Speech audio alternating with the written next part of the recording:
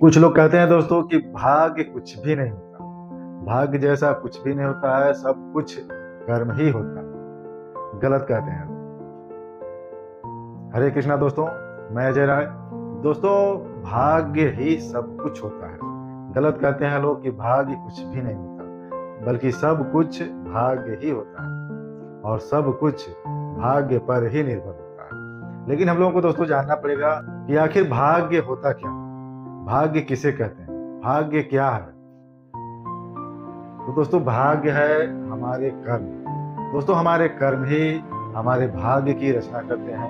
भाग्य का मतलब प्रारब्ध। हमारे पूर्व जन्मों में किए गए कर्म को भाग्य कहते हैं, प्रारब्ध कहते हैं। दोस्तों, हमारे किए गए कर्म ही हमारे भाग्य की रचना करते हैं और हमारे जीवन में कब क्या होगा, कब क्या घटना घटेगी, या फिर क्या कुछ अच्छा होगा या क्या कुछ बुरा होगा, ये सब हमारे भाग्य पर ही निर्भर होता है।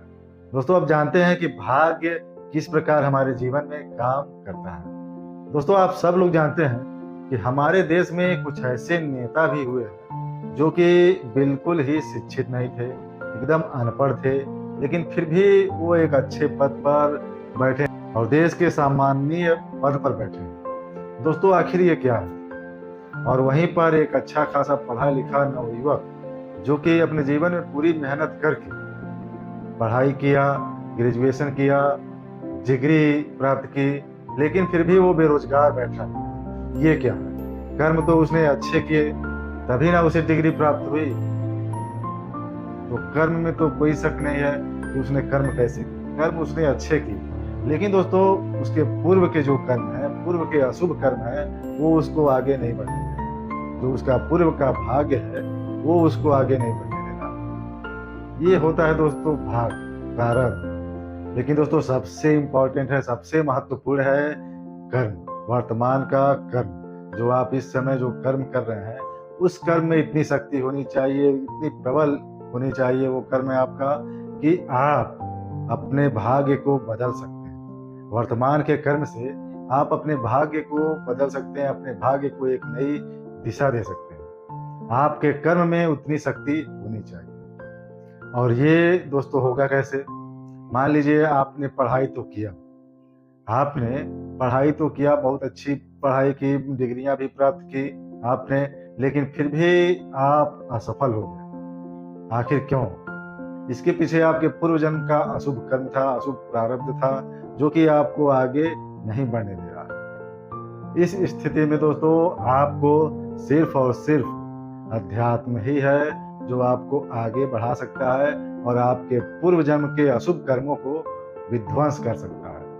उसके लिए आप लोगों को भजन करना पड़ेगा और भगवान का नाम जप करना पड़ेगा, जिससे आपके पूर्व जन्म का प्रारब्ध, पूर्व जन्म का अशुभ कर्म नष्ट होगा। दोस्तों, भाग्य को बदला जा सकता है, भाग्य को बदला जा सकता है, लेकिन उस प्रकार का कर्म भी आपको करना पड़ेगा, उतनी मेहनत भी करनी पड़ेगी और उतना भगवान का नाम जप भी करना पड़ेगा। भगवान का नाम जप क्या करेगा दोस्तों? भगवान का नाम जप आपके जो अशुभ कर्म है, जो आपकी उन्नति में बाधा बन रहे हैं, नाम जप उन कर्मों को विध्वंस करेगा, जिससे आप इस जीवन में मेहनत करके आगे बढ़ सकेंगे। तो दोस्तों, भाग्य को, प्रारब्ध को सिर्फ और सिर्फ भगवान के नाम जप से ही काटा जा सकता है, विध्वंस किया जा सकता है। प्रारब्ध दोस्तों बहुत ही बलवान होता है, बहुत ही शक्तिशाली होता है, लेकिन उससे शक्तिशाली होता है भगवान का भजन, भगवान का नाम जप।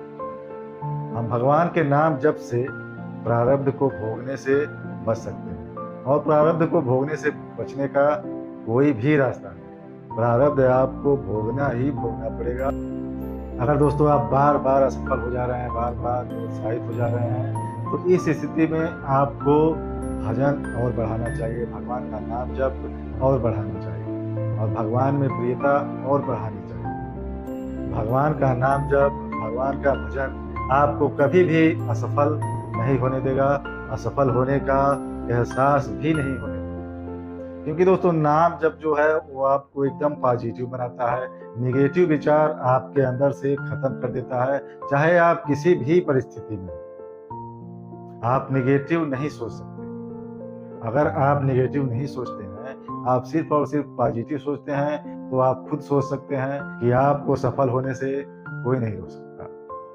तो इसलिए दोस्तों, कर्म को करते रहने के साथ साथ भगवान का चिंतन, भगवान का नाम जप भी बहुत जरूरी है।